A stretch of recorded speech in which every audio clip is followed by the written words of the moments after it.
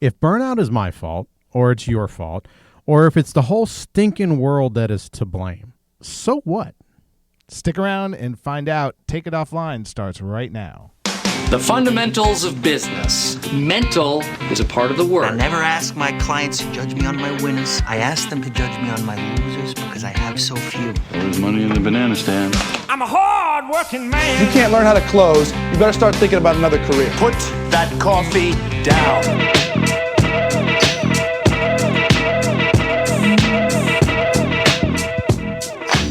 Welcome, everybody, to the Take It Offline podcast. That's Mike over there, and I'm Nate. And every morning we're talking work, life, leadership, and everything in between. Between the two of us, Mike and I have decades of leadership experience, and while we haven't found all the answers together, we're going to ask the questions and at least have the conversations. Yeah, conversations that we think all of you are probably having, and if you're not, then maybe you want to, and so we're going to do it together. That's right. We are not your average leadership and business podcast. And we thank you for being here with us. Yeah, and welcome back. This is part 2 of our series on burnout. We've never done a part 2 before. This is kind of fun. We have not, but I think this one deserves it for sure. So, yes. Nate, remind all of our friends, what did we cover in part 1, and where are we picking it up today? So, the two big questions that we started this idea with were, is burnout real? And if so, whose fault is it?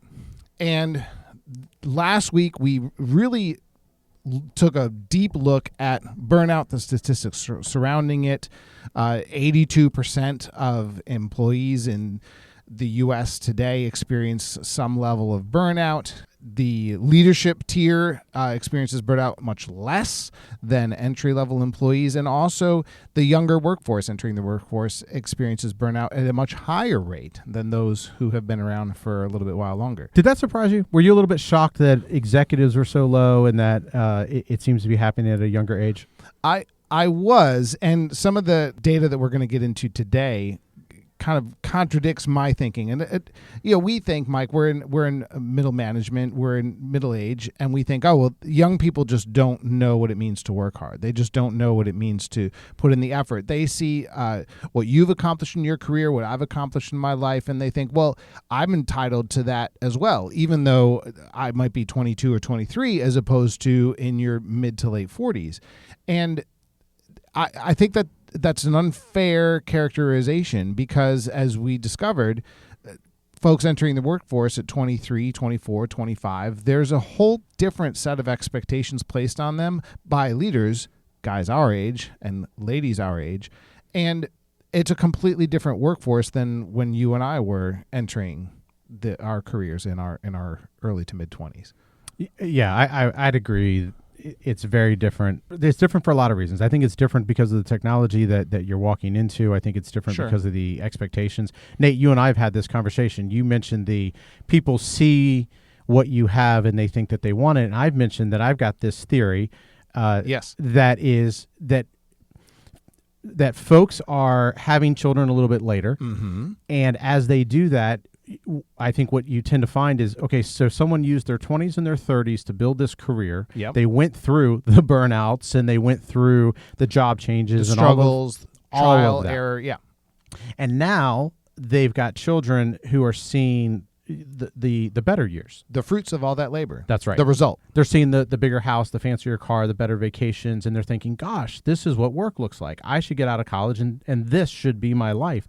Whereas I think you go back several decades, people were having kids, 19, 20, 21, that kind of thing. Sure. And what they saw was they did see mom and dad with 2 jobs. Mom, maybe mom was a homemaker with a part-time job. Maybe dad had 2 jobs. They saw weekends, shift work, hours. They saw all of that before, the parent became the supervisor. Right. And now all of a sudden, now they're working from home, right? Mm-hmm. Or, they've got this flexibility, whatever it is. And so I think there is this, what did I see? And then, therefore, that is feeding what do I think my work-life experience should look like. So I agree with you. It's very different. Absolutely. And I think another thing, and I don't want to vilify social media because it's such an easy target, but I really think that social media exacerbates the situation because you're constantly comparing yourself to other people's lives. And a quote that you and I both really subscribe to is that comparison is the thief of joy. And the more that you compare your life to someone else's and think, oh, they have something that I want but I don't have, or if I need to work harder in order to do this than this other person over here, that's an unfair expectation, I think, of the younger generation as well. One of the quick questions, though, that we had from our listeners is, why burnout? We spent a whole podcast, almost an hour, talking about burnout. One of the questions we never really got into or asked was, why are we talking about it? Mm-hmm. And so the questions themselves, is burnout real and who's responsible, were intriguing, and so that's why we wanted to talk about it. But was there another reason that we brought these topics to the table on this podcast? I think, Nate, what we've done throughout all of this is we've almost kind of stacked, pieces. Like we kind of felt like, hey, we kind of touched on this. Yeah. Let's continue to build off of it. Sure. And so if you think about burnout, it's this idea that I am beyond exhausted, right? Mm-hmm. I'm not just physically tired anymore. I am mentally worn out. I'm done. And if you look back at some of the things we talked about, we originally talked about hybrid work, right? Well, that's an impact to it. Sure, right? yeah. Because we talked about last week having the influence or the resources to be able to do to help manage burnout. Right. Yep. Lack of autonomy is a high. Yep. So hybrid work from home, that fits into it. We talked about the purpose, right? And I'm a firm believer in this. It's not the amount of work I have. Mm-hmm. It's whether or not I think that work has any value. Sure. If I spend 6 hours building something for an executive to give it 60 seconds worth of attention, that leads to this disengagement cynicism that is a big piece of burnout, mm-hmm. right? And so that purpose mission piece, I think, fits into it. So I think it's been this natural progression of some of the topics that we've tried to talk through, mm-hmm. and even the guru space, right? We talked about these famous individuals that provide advice and guidance, and you had a really fancy way of calling it quintessential. I can't even say it. I don't remember what I said. Well, it was really good, and I can't repeat it. So, but you mentioned that. Why do people seek these folks out? Probably because they're struggling with something, which may be that exhaustion, that burnout, the rest of it. Mm-hmm. So I think we've kind of kept it burnout became this natural progression of topics that we've talked about in our series or throughout our episodes. Sure. And so I think it landed in a pretty good place, and I think we both know that it matters to people, and we're trying to touch on things that matter. That is very true, and I think one of the things too, people our age. Men and women our age in their 40s, that midlife time where you're kind of taking stock of what's been and what's to come, there can be some disillusionment that comes in with regard to work and careers, and it can lead to some feelings of burnout. Like the questions that you were just asking, is what I'm really doing matter? Is it making an impact on the world, or is it doing anything other than just providing me a different house or a different car or different career opportunities or something like that? So I think that ties in a lot. We see it in our line of work, even though it is trending younger. It's something that I know I've experienced elements of it, as have you. Well, and having adult children is something that I wonder about and think about. Right? I've got a child that has children of their own. Yeah. And watching being a spouse, being a parent, raising children, and gosh, like, how do you handle all that? So it hits you as well that you don't only see it in your work life. Yep. We've got experience for it ourselves, but then you also start to see your kids going through some of these pieces, and you start thinking, and I think again, a lot of both of us, we do this because we're curious. And that curiosity leads us to start reading things and talking to people and all the rest of it. Yeah. And in our curiosity, this idea that people are exhausted, burnt out, disengaged, it all comes up, and it leads to these type of conversations. Yeah. And actually, quick shout out to our listeners in Japan who did you notice the data that we have a Japanese contingent of this podcast? We do. Yeah. Hello to Japan. I love it. I don't think I didn't pull the stats on it. Maybe you did. What's burnout look like in Japan? What's funny is I touched upon it last episode. It's seen as a badge of honor in Japanese work culture that to work long hours, to sleep outside your office, to work 20, 22-hour days. That's just what I'd read. I don't know, maybe one of our Japanese listeners can write in and let us know. I was going to say, one of our friends in Japan can tell us, is that still the case or is it starting to shift? That'd be interesting. Interesting to find out.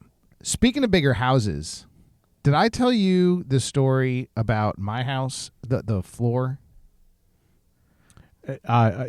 No. I knew you did some work in your kitchen recently. Yes. So I refloored my kitchen back in November. I'm actually getting ready to sell my house. That was the appointment that I had before we came down to our lovely library to record this podcast. And I had a guy coming over to take pictures of the house for the listing. And so this past Sunday, my girlfriend came over and we were doing some cleaning. We're getting the house ready for the pictures. So we spent the first part of the day at my place getting things ready for the pictures, and then we went down to her place to get things ready. We're in my living room, and she says to me, hey, I think this rug can go. And I said, oh, that's fine. I'm not tied to the rug. It, ties the room together, but we can get rid of it. And she said, yeah, it looks a little dingy. You could probably get rid of it. So we move the couch and we start rolling up the rug. Underneath that rug, I had laminate floors. They've been there for like 10, 15 years. And it was soaked with dog urine. And you don't have a dog? Well, not anymore. So my ex-wife and I separated just about 5 years ago now. And for the first 2.5 years, she and the dog stayed in this house that I live in now. And then she found a place and moved out, and I moved back into this house. And this is really embarrassing. That means that for 3 years now, nearly 3 years, I have lived in a living room that has had a rug so saturated in dog urine that had soaked through the rug, the area rug, soaked through the pad underneath it, and into the laminate flooring, which is not waterproof, by the way. So there's all of the seams are like bowed and warped, and it's all like just nasty. And the rug smelled so bad when we rolled it up. I don't know what creature we awoke in that rug as we were rolling up. We hauled it outside, put it in my truck bed, and the whole street, it like just wafted down the street. It was awful. It was so bad, Mike. Well, at least you got it out before you started showing the house. So, Yes. So who are you blaming on this? You blaming the dog? You blaming the ex? Is it your fault? It doesn't really matter. My floor is soaked in, so now I have to do something about it. And the only person who can do anything about it is me, which ties into our conversation about burnout and who's responsible. And really, if I look at the situation objectively, I'm responsible because I know that my house had smelled like there was a dog in there because there was a dog in there. And I'm a dog person. I love dogs, and houses with dogs smell like dogs. And that's okay, especially because, if you keep the dogs clean, you groom them. And I always knew that there was a faint smell of dog in my house. And I was just like, that's okay. There was a dog who lived here for 10 years. It's very sweet, though. My girlfriend, when we rolled it up and I saw that like a section of my floor was completely ruined. And as you know, Mike, working with hard laminate flooring, it's not easy to repair a section of flooring in the middle of a room because you got to take apart all of the planks in order to get to the part that's damaged. You can't just pop a plank out and put a new one in. Yeah, it's not like a tile. Yeah. No, I'm going to have to take the whole thing out and my girlfriend was just, well, what if we did this? Or you could try to do this. And I said, let me just think about it. Let me just think through this here for a minute. And then she was, well, we could do this. What if you looked and found? And I said, look, I appreciate your suggestions. I know for a fact that this particular flooring was discontinued 10 years ago, so an exact match is not going to be possible. Let me just think through this. And so we learned that she likes to think and process things out loud. Verbal processing. I do that. I do too. However, when something's really stressful or really bothering me, I don't want to talk about it, and I don't want to think out loud. I just want to kind of ruminate on it in my head a little bit. And so that was what. So, Nate, your advice for anybody who's dating and thinking about getting married and they're going to live together is you should have the dog pee on carpet and then have the other person react to it to see how does my person handle unexpected problems. You know what? Actually, we did say, as we were both cleaning and working on each other's houses, we said that this would be a good activity for couples in that stage of a relationship to just see, how do we handle the overwhelm of preparing a house for sale? How do you handle dividing and conquering tasks around the house and working together but separately? She actually mentioned that while we were cleaning. She said this would actually be a good activity for couples to do. So wise words. So Nate, it's good of you to not blame people, because I don't know, I might God rest the dog's soul, but yes. I think I might be blaming some folks. So good of you that you're not blaming anybody. But the reality is that there's a lot of blame that happens in this burnout conversation. Yes. Employees are blaming the employer. The employer is blaming the employees. Everybody wants to blame the company. And I think I mentioned it in our last podcast. I had always thought, well, it's either the employee's fault or it's the boss's fault, the leader's fault. You threw out, well, sometimes it's the company's fault. And it's like, okay, that's true. That's a good part. And then as we were talking over the last week or so, well, what about society? Like, is this just, are we just all caught up in this massive snowball that is society that is running us over? So everyone's blaming, right? Yeah. Everybody's blaming back and forth. So, so what are some of the thoughts that you have around this blame game and who's at fault for burnout existing in someone's life? So the data is actually, let's start with the data, and then we'll get to the opinions on the data. Research attributes burnout primarily to organizational factors, meaning employer or institutional driven factors, not individual weaknesses. Now, it is nuanced, but Gallup did a poll which analyzed 7,500 employees, and the key findings were that the top 5 causes of burnout were unfair treatment at work, unmanageable workload, lack of role clarity, lack of manager support, and unreasonable time pressure. Now, if you were to listen to those 5 causes of burnout, that doesn't sound like it's the individual's fault at all. It sounds like it definitely skews towards the work culture, which surprised me, because I think that the majority of the onus does fall to the individual, because of all the levers that you can control in our world and in life, ourselves and the way that we handle stress or handle adversity, we can only control ourselves in those situations. But so I was very surprised to find this research that it really kind of tilted back towards the organization. Well, and I think some organizations might say things like, well, this generation isn't resilient. Right, they don't have resiliency, maybe because of the way things have occurred. Or an employer might say something to the effect of, "Well, it's their fault. They're bad at time management. They don't know how to multitask. They should figure out how to get their work done better." Or even, doesn't the employee just do this to themselves because you've asked for technology to be able to work remotely or flexibly, and we give it to you. And then you continue to look at the laptop or the phone or whatever else. Yeah. But if we didn't give it to you so that those boundaries were there, you would say, "Oh, but you're not letting me work flexible," and that's creating some of the pressure as well. So isn't the company or the employer, they're damned if they do and they're damned if they don't? A little bit is true. However, let's go a little bit deeper on this piece, though. It's not so much the workload as it is the workplace. Toxic workplace behavior is the number one predictor of burnout globally. It is not overtime, it's not personality, it's not workload, it's workplace culture. So even high workloads don't cause burnout as reliably as bad environments do. Okay, but isn't the unreasonable workload a factor towards a toxic environment? Maybe. So then what else? You say maybe. So what does cause the toxic environment? I know we're going a little bit sideways here, but let's step sideways for a second. We'll come back.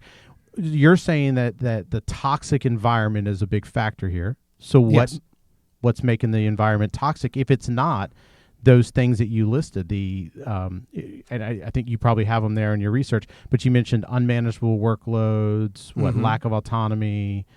What were some of the other ones? Sure, that you boundaries, and we talked about boundaries last episode. Clarity, what the expectations role clarity. are. Yeah, role clarity. So doesn't that all make a toxic environment? It does, but some of those things can only be stressors. And I would argue that stress is not bad. Experiencing stress, feeling stress is not necessarily in and of itself a bad thing. And Mike, for those who are just listening and not watching, it's impossible to watch. This is an audio medium, not video. Mike just shifted in his chair, sat up straight, and got a sly grin on his face. But I'm going to keep going. I don't believe stress is bad for short periods of time. Look, Mike, engineers stress test buildings. We stress test our hearts sometimes to make sure that we're healthy and that they can withstand additional pressure. Stress in work is not bad. Now, where burnout happens is unrealistic amounts of stress over long periods of time. That wears down a person. It's too much stress, not enough rest. That causes burnout. But stress in and of itself is not necessarily a bad thing. Where it shifts into the toxic workplace is where I believe the majority of the onus falls is with the leader. Because the leader of the team can help to interpret the requirements and the expectations of the organization, filter it down to his or her people, care for them in the workplace. You mentioned work team, not workplace family. You used another term earlier in another episode. That leader is the buffer. Oh, the community? Is that what you're going for? Yep. Mm-hmm. That leader is a buffer to help mitigate some of those stressors. Okay. And that was one of the quotes that we had talked about one time, that like you're there to protect your people and all that. Mm-hmm. Okay. So you're thinking as a leader. All right, let's talk on the stress for a quick second. Okay. So when you say stress and the things that you kind of mentioned, stress test the building, stress test your heart, are you suggesting short-term stress is fine? Yes, absolutely. Okay. So what about long-term stress? That's where it gets problematic. Okay. And I believe that if you're in a toxic system where you have unrealistic expectations, which come either from the organization or poor leadership, that's what leads to burnout. It's not stress during particularly busy times, during a review of some kind, trying to onboard a big client, land a big client if you're in sales. That's fine. That's to be expected. Look, here's a personal example. I'm a musician, and I've also done lots of public speaking in large rooms, large groups of people. Before I get up on stage and play my instrument, or before I get up on stage and present to a room of 500 people, there's nerves. It's stressful. But I almost enjoy it, and I use it and I channel it into the energy that it takes in order to perform at my craft, in order to present whatever it is that I have to say. Look at football players. Josh Allen, arguably one of the best football players to ever play the game, one of the best to be playing currently. He gets from a Buffalo Bills fan. Well, yes, but he gets violently ill before every game, because he's stressed and his nerves are really high. But then he goes out and he performs. So stress isn't necessarily a bad thing in a short period of time. It can be a catalyst for the right individual. So I agree with you on the short-term stress piece. And if you think about it, the idea of short-term stress can be a positive thing for the reasons that you've mentioned. It can also be one that helps you, alert you to danger and other factors. So I think that short-term stress is fine. Long-term stress, and I don't think you're saying this, but long-term stress will kill you. Oh, yeah. But here's where I disagree with you. Okay. I think you're equating stress and burnout, and I don't think they're at all the same thing. And I think to say that is to say that stress and is burnout is just extreme stress is like telling someone that has a broken leg, just walk it off. Okay. Because stress That's fair. Stress is too much. Burnout is not enough. Burnout is, I don't have anything left to give. I've got no hope. I have no care. I've got no concern at all. Stress is, I've just got too much. If I say, hey, I'm stressed, Nate, and you're like, well, Mike, I'll help you. Tell me what you got to do. I'll help you knock out your to-do list. I get better. Hey, Nate, I'm burned out. You can't help me with that. Right? Yeah. You might be able to give me advice for things that I can do. So I think this is where your point comes in, that at the end of the day, if you're burned out as an individual, the only person who can probably truly help you is yourself, because you're going to have to take the action. Other people might be able to open doors or create pathways or give you a ticket towards something. Exactly. But you're the one that's going to have to walk that walk to get out of the burnout space that you're in, even if you didn't create it. Yes, because you can't out-discipline a broken system. You can't out-discipline a broken system. Yeah, absolutely. And you can't fix a broken system by working harder inside of it. You can't fix a broken... I would agree with you, except for unless you're... Depending on your level of authority. If you've got the level of authority, you can fix the broken system, because more than likely you have the ability to choose what's a priority and to provide resources in particular areas. Yes. That you can actually fix it. Because there's been plenty of people that have come into broken cultures. Yes. At the top. Yes. Even close to, and fixed it. So I Yes. think depending on your position, you can fix it. But if you're an individual contributor, I would agree with that statement. Right. But there's a difference between fixing a broken system, which is what you're describing, and what I'm suggesting, which is fixing a broken system simply by working harder inside of it. Working harder inside of a broken system doesn't do anything. You need to overhaul the system, and that's a completely different type of work. Okay. All right. Yes, I can agree with you on that. So,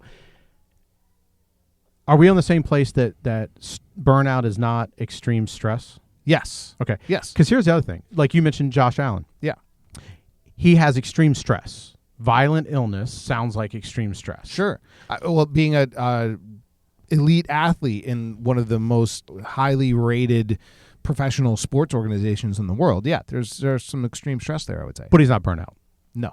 Right. And I think this is part, we talked a little bit about this. I kind of gave you my gasoline diesel engine analogy last week, because I think part of it is you start to get that burnout when you, and this goes back to our mission, vision, purpose conversation that we had, when you feel like what I'm doing doesn't matter. Yeah. There's not a purpose behind it. It isn't valued. It isn't appreciated.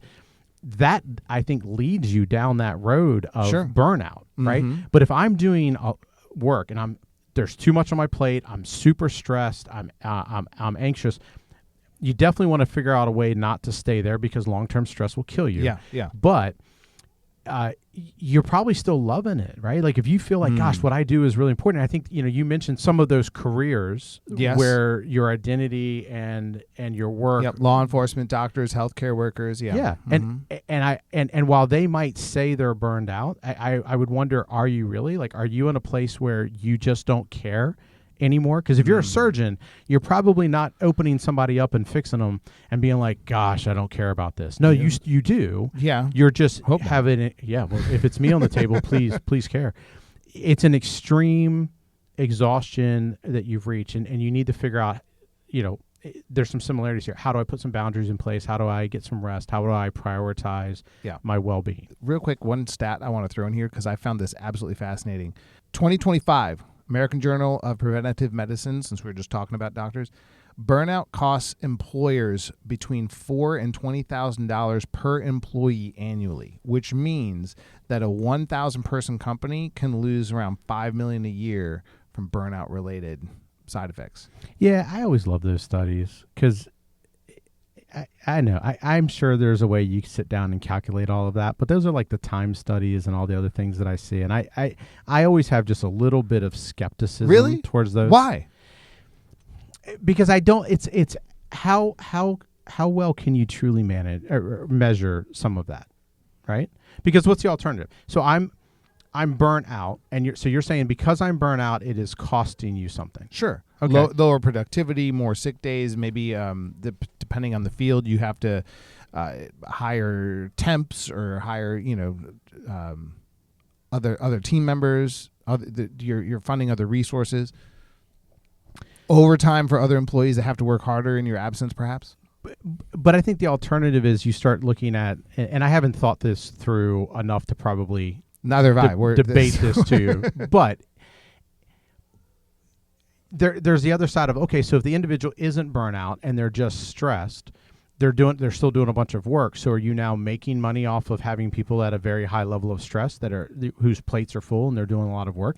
You mentioned the somewhere you mentioned the folks that feel like the work is too much. It's unrealistic for what I have to do. Okay. Yeah. Right. So when you've got a person that's kind of in that boat, well, they clearly have a lot of work. You're getting a lot of productivity out of them. In order to not get them to into a burnout stage where they just don't care anymore, you might have to hire another person.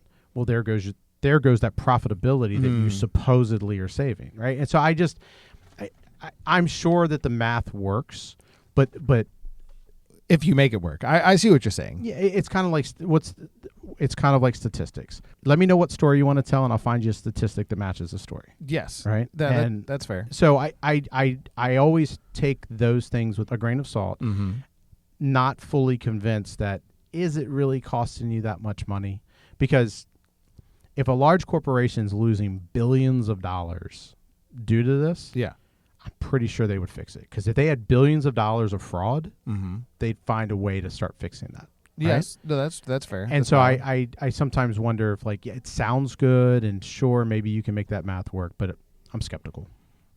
That's not unreasonable. Let's jump to. Did you have any more thoughts you wanted to add in on that piece of the conversation? Because I got one. Okay, jump in. Have you heard of something called the psychological contract? No. Okay. So I had to go through the Rolodex in my brain there. That's what that pause was there. But yeah. Yeah. So this is, I think this kind of wraps it up just a little bit. Okay. So this idea of the psychological contract it's this idea that as an employee, I walk in the door and I feel like, hey, if I give you my loyalty, some extra hours, my creativity, you're going to give me job security. There's going to be career growth. I'm going to feel like I belong here. Yeah, sure. And then that contract gets breached when the company does layoffs. Okay. Even though they made profit. Yeah. Or that this family first culture forces you to work through a holiday. Or you watch someone get promoted who hasn't performed as well, but maybe spends a little more time with the boss. Okay. And you start thinking maybe there's a little bit of office politics going on. Yeah. Or I do work and feel like the work just got filed. This is where you get to use your file thing, right? It just gets filed away, never to get looked at again. Nate, I remember this is the internet was around, computers were around, but this was the days where everyone still showed up to meetings and they would pass out these binders full of PowerPoints and documents. And there used to be a joke, like you could open everyone's trunk and there's all the binders, right? And it was basically, well, let's see how long Fred has worked for the company. Oh, he's got 17 binders in his trunk because they never made it out of the trunk. And it was that example of, hey, there's all this work and it really went nowhere, right? Yeah. And we all know that happens to a degree, but that's part of that psychological contract. I was expecting this, and now it's been broken, and it starts to lead towards that cynicism and that disengagement, and it's kind of the onset of burnout for a lot of people is feeling like this psychological contract has been broken. Yeah, that's definitely valid. Now we've been talking about organizational issues, systemic issues. We've been challenging leaders, hopefully, as well. And I do want to get back to the leadership piece, but I want to jump in real quick. There is some data that supports individual responsibility when it comes to burnout. So it's someone who's feeling some of these factors in burnout. You can't only point the finger at the employer or the institution, because there are some personality traits that lend themselves towards burnout. People with perfectionism. We were talking about doing housework and how when we're doing the flooring. Thanks for lending me that laminate chopping tool, by the way. When we're doing the flooring, we notice every imperfection. We notice every little thing that either we didn't do exactly right or the person who did the project before us didn't do exactly right. So perfectionism is an element of burnout, because people in the same role can experience burnout very differently. There's one study that found that employers themselves can experience burnout too, showing that it's not just limited to employees versus company dynamics. So that's where we get into the leadership. Executive level still does experience burnout. It's not just the entry-level employees, though it skews more towards the entry-level employees, but it exists elsewhere. It exists in all parts, yeah. Yeah, absolutely. So help me understand the point that you're making here. That employers suffer the burnout like employees do, and so therefore the employer has the responsibility to try to protect not only themselves but also their employees? Not exactly, but I think it goes back to the leader knowing their team. Because if you know your team and you know the personality traits that they have that maybe lend themselves to overextending, maybe they don't know how to say no, they say yes too often, maybe they actually are not so skilled at time management and they need some additional help on that. Maybe they have a lot of life stuff happening and they need additional grace during a season. Maybe they're bored and they need to be challenged more. And you find this out by having a conversation and getting to know your team. I think that all levels of leadership, just about, have someone over them, either by title or by relationship or some leader influence in their life where they ought to be known, and there needs to be that relationship piece there. It can't the contract between the employee and the employer. That's fine. I don't necessarily need to be best friends with everybody that I work with, but I want to enjoy the people that I work with. I want them to know enough about me and my personalities, my strengths and my weaknesses that we can make a good team together. I agree 100% that the concept that you're saying is that the leader should know their employees. Yes. They should understand strengths, weaknesses, and try to put their team in the best possible situation. Yes. Which can potentially avoid the burnout phase. Yes. Because I don't have you doing useless work. Correct. I'm tapping into the things that are competencies and strengths for you. Yes. I agree with that. Because even more than corporate culture and whether or not corporate culture is toxic leading to burnout, the primary driver is management quality. It's the quality of your leader. It's the quality of the person that's in the work with you. But isn't the leader sometimes they're in the same position that my company, my institution, or even society, that they've just made it this way? I don't really have a choice. Like, what do you say to someone that says, well, society has created this situation that we've got a world where our biological hardware just can't handle what we're asking it to do, but Sure. Exhaustion is like a law of nature now. It's gravity. It's just is what it is. So I'm a leader of a team, Nate, but you're telling me, but there are forces like gravity that are pushing on me. I don't control them. Yes. And what I hear you saying is, but it's my responsibility or my fault. But how do I do that? Am I supposed to try to hold back these forces and protect the people? But in the process, don't I just burn myself out? Well, there is that risk. Absolutely. I would go back to the rug in the floor in my living room. I can't control what the dog did on that rug. I can't control the fact that 15 years ago I didn't lay down waterproof laminate. The only thing I can control is how I react moving forward and what I do moving forward. Now, perhaps that's oversimplifying it a little bit too much. I'm willing to acknowledge that. But the only thing that you can control, you can only control what you can control. And I think that acknowledging that, yes, there are factors outside of your ability to control them, and some of that is, like you mentioned, societal, but I still believe that a strong leader is going to be able to acknowledge those things and then still try to meet his or her team in the trenches. Because we blame the system because it's easier than admitting that we're the ones that are feeding the machine. Yeah, I agree with that statement. Let me tell you a funny story. Okay. So here in our local community, they're looking at adding data centers. Yes. And they're putting the data center near our local nuclear power plant. Sure. And a lot of people are against it, right? Yeah. There's a lot of different reasons for why people don't like it and so forth. We're not going to get into to that, at least not today. But what was funny was that people were posting things on Facebook about stop the data center, and someone posted an AI-generated picture of this polluted river and a fish with 3 eyes on it. And someone came over the top and they said, "You used AI to create this picture. You're part of the problem.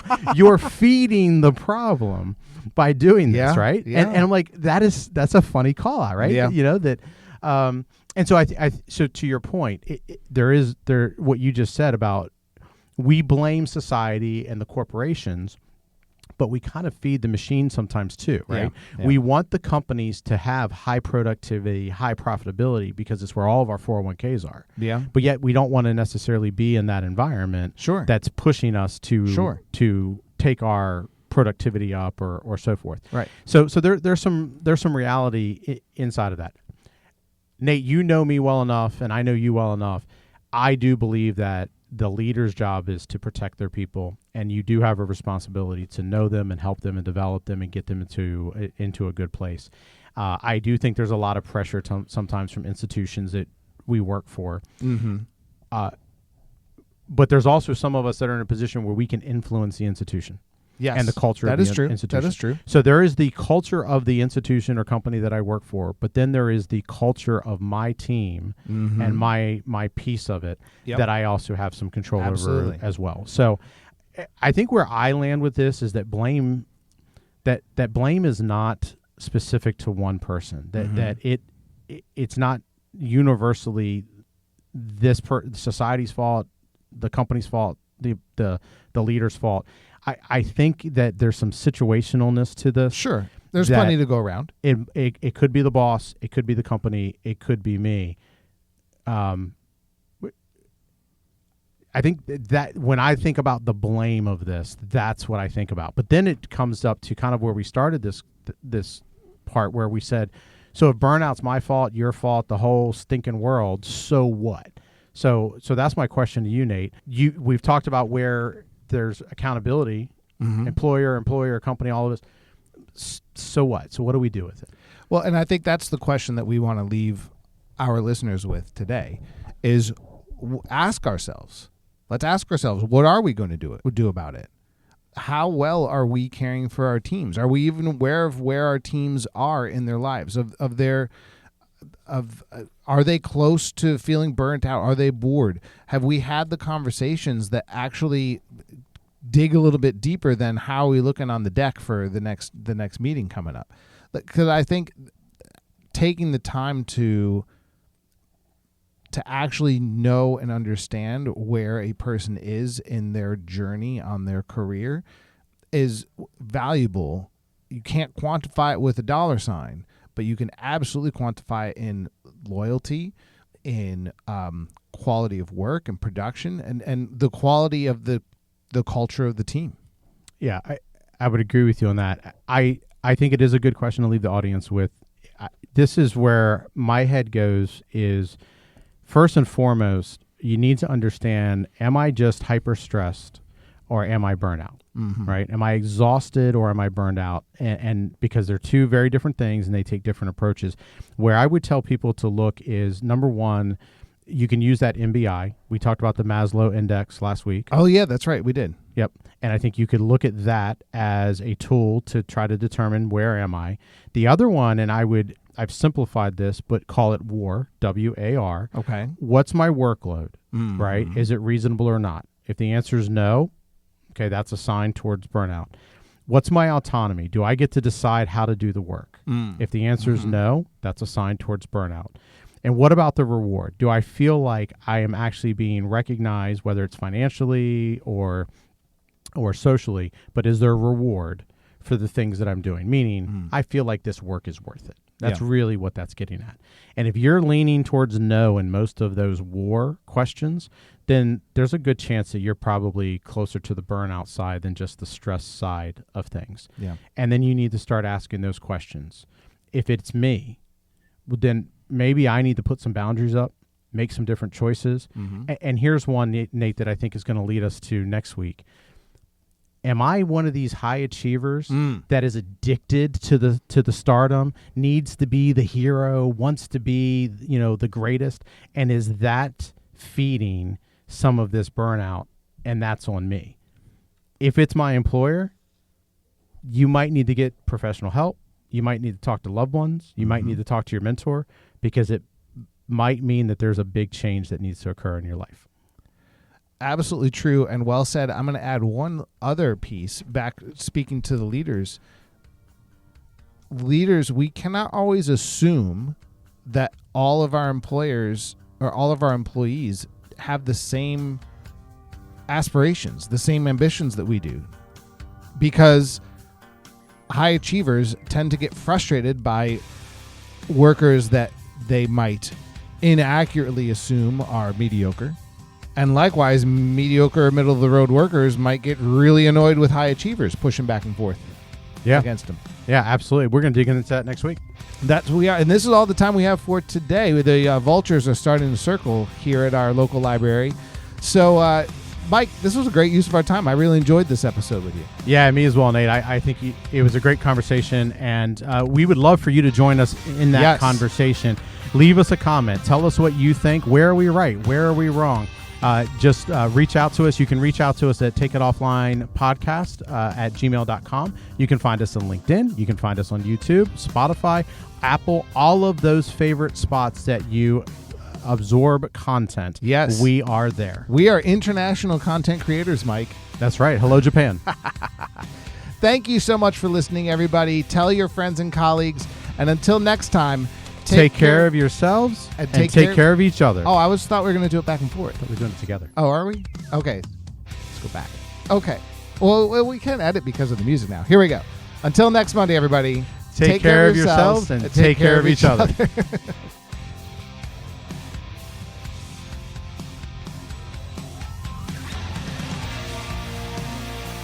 The Take It Offline podcast is a production of Take It Offline Media.